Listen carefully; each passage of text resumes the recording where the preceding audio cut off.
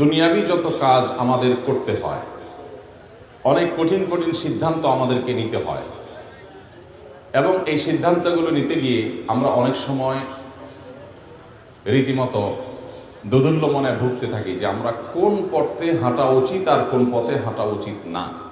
আমরা সিদ্ধান্তহীনতায় ভুগতে থাকি।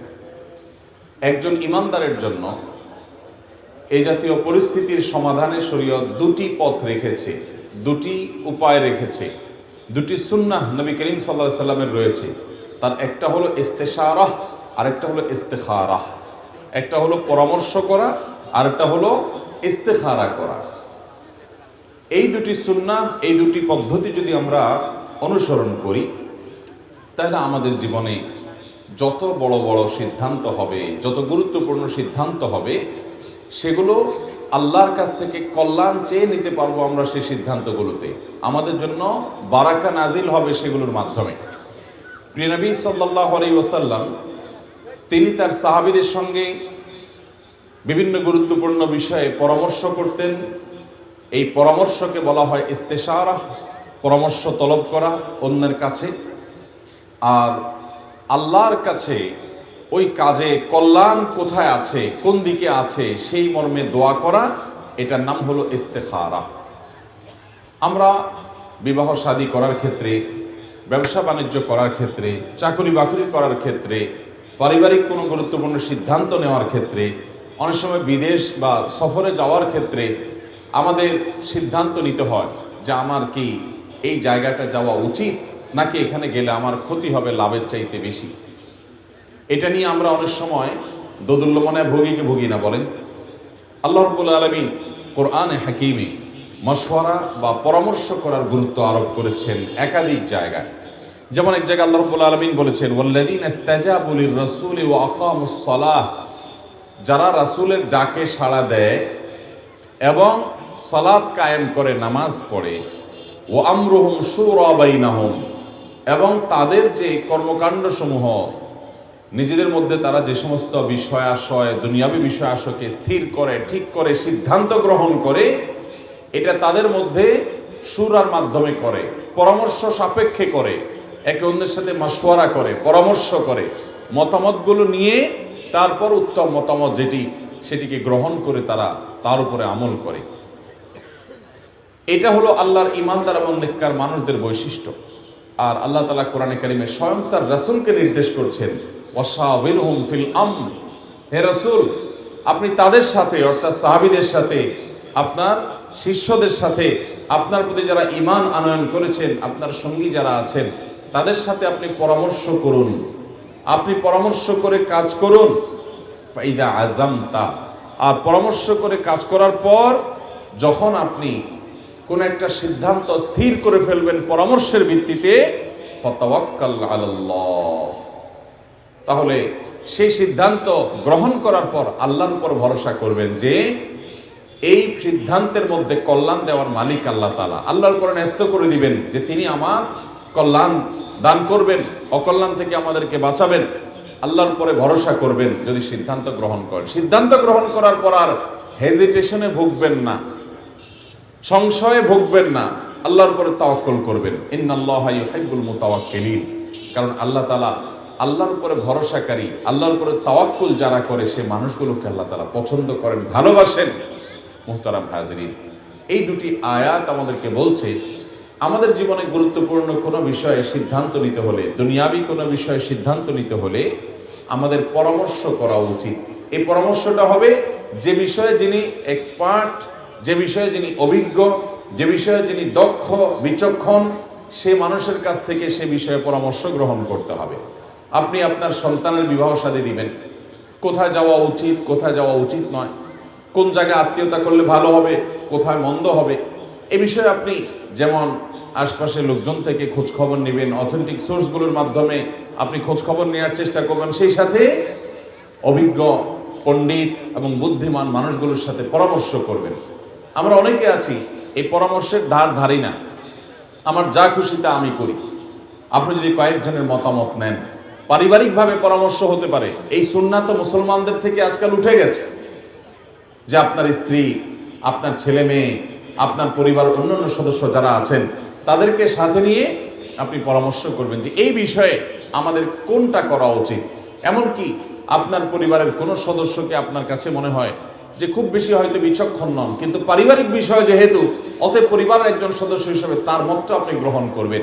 এটাতে একদিক থেকে লাভ হবে যে তিনি নিজে একটা বিষয়ে তিনি ভাববেন, এঙ্গেজ হয়ে যাবেন, যেহেতু তার মতামত চাওয়া হয়েছে।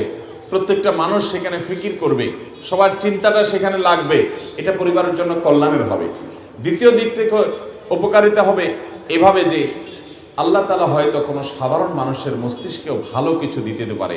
আপনি হয়তো কল্পনাও করেন নাই এরকম চমৎকার একটা মতামত তার মাধ্যমে চলে আসতে পারে। এই জন্য মশওয়ারা এবং পরামর্শ করতে বসলে সেখানে আল্লাহ তাআলা বরকত নাজিল করেন, আল্লাহ তাআলা কল্যাণ দান করেন। আমরা জানি নবী করিম সাল্লাল্লাহু আলাইহি সাল্লাম বদরের যুদ্ধে যে সমস্ত বন্দীদেরকে আটক করা হয়েছিল তাদের সাথে কি আচরণ করা হবে, তাদের ফয়সালা কি হবে, তাদের উপরে সিদ্ধান্ত কি নেওয়া হবে, এই বিষয়ে নবী করিম সাল্লাল্লাহু আলাইহি সাল্লাম পরামর্শ করেছিলেন। তিনি তো নবী ছিলেন, তিনি তো রাসূল ছিলেন, তিনি চাইলেই একটা সিদ্ধান্ত দিয়ে দিতে পারতেন। সাহাবীরা কেউ অমত করতেন না, কেউ বিরোধিতা করতেন না, কিন্তু প্রিয় নবী সাল্লাল্লাহু আলাইহি ওয়াসাল্লাম তার এই রকম গুরুত্বপূর্ণ বিষয়ে সিদ্ধান্ত নিতে গিয়ে তিনি রাসূল হওয়া সত্ত্বেও তিনি তার সাহাবীদের সাথে পরামর্শ করেছেন। যাদের মতামত নেওয়াটা খুব বেশি প্রয়োজনীয় মনে করেছেন তাদের পরামর্শ নিয়েছেন। ওমর রাদিয়াল্লাহু তাআলা আনহু একটা মত দিয়েছেন, আবু বকর সিদ্দিক রাদিয়াল্লাহু তাআলা আনহু আরেকটা মত দিয়েছেন, অন্যান্য অনেক সাহাবীরা আরো নানা রকমের মত দিয়েছেন।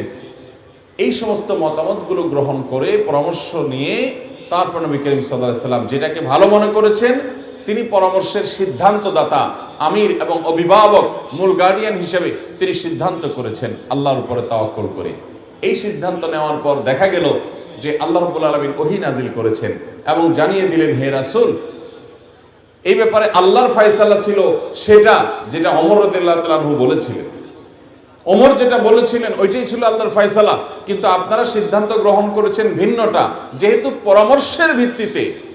পরামর্শের ভিত্তিতে যেহেতু সিদ্ধান্ত হয়েছে, এই জন্য আল্লাহ রাব্বুল আলামিন এর জন্য কোনো পাকড়াও করেননি। এবং দুনিয়াবি বিষয়ে যখন পরামর্শ করে ফয়সালা না হয়, সিদ্ধান্ত নেওয়া হয়, তখন সেখানে আল্লাহ তাআলা এইভাবে বরকত দান করেন এবং আল্লাহর আযাব থেকে, আল্লাহর রোশানল থেকে মানুষ বেঁচে যায়। এর জন্য কোনো গুনাহ হয় না, যেহেতু পরামর্শ করে করা হয়েছে। অতএব আমাদের ব্যক্তিগত জীবনে, আমাদের ব্যবসায়িক জীবনে, আমাদের পারিবারিক জীবনে, আমাদের সামগ্রিক জীবনে আমাদেরকে পরামর্শ ভিত্তিক জীবন ব্যবস্থা গড়ে তুলতে হবে। আমাদের প্রতিষ্ঠানগুলো পরামর্শ ভিত্তিক চলতে হবে। আমরা অনেকে আছি যে নিজে যা বুঝি বাস এটাই। অনেক পরিবারের কর্তা আছেন যে ছেলে মেয়ে এবং আপনার স্ত্রী, আপনার ভাই বোন অন্য কারোর কাছ থেকে জিজ্ঞাসা করার প্রয়োজনটুকু পর্যন্ত মনে করে না। এরকম মানুষ আছে না নাই? উনি যা ভালো মনে করেন ওইটাই উনি ফয়সালা করে চলে যান। এই মানুষের জিন্দেগিতে আল্লাহ তাআলা বারাকা দান করেন না, তার ফয়সালায় বারাকা হয় না, বরকত নাজিল হয় না।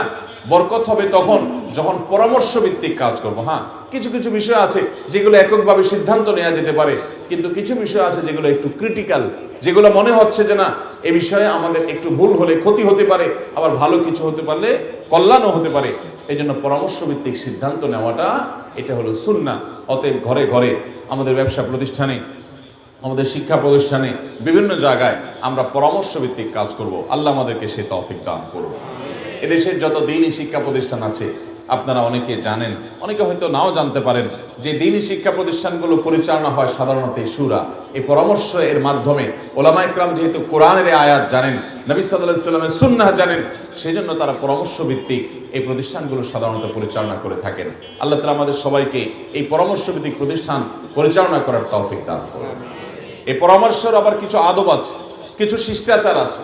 পরামর্শের আগে নিজেদের মধ্যে কোনো রকম দলবাজি করা, যেটা আজকাল দেখা যায় অনেক সময় অনেক প্রতিষ্ঠান পরিচালনার ক্ষেত্রে, যে আলাদা করে একটা নিজেরা গ্রুপিং করে নেয় এবং সেটার প্রভাব পরামর্শের উপরে পড়ে। পরামর্শ মানুষ যখন দিবে, মতামত যখন ব্যক্ত করবে, সে আল্লাহর দিকে রুজু হবে এবং আল্লাহ রাব্বুল আলামিনের দিকে রুজু হয়ে আল্লাহর দিকে মনোনিবেশ করে, আল্লাহর উপর তাওয়াক্কুল করে সে পরামর্শ দিবে। এবং নিজের মতামত প্রতিষ্ঠার জন্য পাগল পরা হয়ে থাকা, এটা কোনো ইমানদারের শান হতে পারে না। ইমানদার সে আল্লাহর দিকে রুজু হয়ে মত দিবে এবং সেই মতের মধ্যে আল্লাহ না করুন কোনো অকল্যাণ থাকতে পারে, সে ভয় তার মধ্যে থাকবে, সে সবসময় বিনয়ী হয়ে মতামত দিবে। তো এইভাবে যদি আমরা পরামর্শ ভিত্তিক আমাদের পরিবার গড়ে তুলতে পারি। আজকাল পরিবারগুলোতে আমি জানি যে অনেক পরিবারের সন্তানদের সাথে বাবা মার কোনো সম্পর্ক নেই, বাপ যা খুশি পরামর্শ সিদ্ধান্ত নিচ্ছেন, মা মারগুলো সিদ্ধান্ত নিচ্ছেন, সন্তানরা তাদের কেবলা আলাদা, বাপের কেবলা আলাদা, মায়ের কেবলা আলাদা, এক একজন এক এক দিকে ছুটছে এবং কোনো প্রকার পারিবারিক বন্ধন নাই। এই দুরবস্থা দূর করবার জন্য আমাদেরকে পরিবারে পরামর্শ ব্যবস্থা চালু করতে হবে। আপনি প্রতিনিয়ত প্রায় সময় গুরুত্বপূর্ণ বিষয়ে সিদ্ধান্তের জন্য সবাইকে ডাকবেন, ডেকে সকল সদস্যকে বসে, এমনকি আপনার ছোট ছেলেটাকেও, ছোট মেয়েটার কাছ থেকে মতামত দিলেন যে মা তোমার মত কি, তুমি কি মনে করো এই বিষয়ে। তখন প্রত্যেকটা মানুষ পরিবারের কল্যাণের জন্য চিন্তা ফিকির করবে। ইসলামের এই সৌন্দর্যটা আজ আমাদের সমাজ থেকে অনেকটাই হারিয়ে গেছে। আল্লাহ তাআলা আমাদেরকে সেটাকে পুনর্জীবন্ত করার তৌফিক দান করুন। সবাই পরামর্শ করে কাজ করবো তো ইনশাআল্লাহ। এর বাইরে আরেকটা গুরুত্বপূর্ণ আমল আছে দুনিয়াবি যে কোনো বিষয়ে সঠিক সিদ্ধান্তে উপনীত হওয়ার জন্য। কিভাবে আপনি একটা সঠিক সিদ্ধান্তে উপনীত হবেন, এর আরেকটা উপায় হলো ইস্তেখারা করা, পরামর্শ গ্রহণ করা, সেটাকে বলা হয় ইস্তেশারা। আর আল্লাহর কাছে যে কোনো কাজে কল্যাণের দোয়া করাটাকে বলা হয় ইস্তেখারা।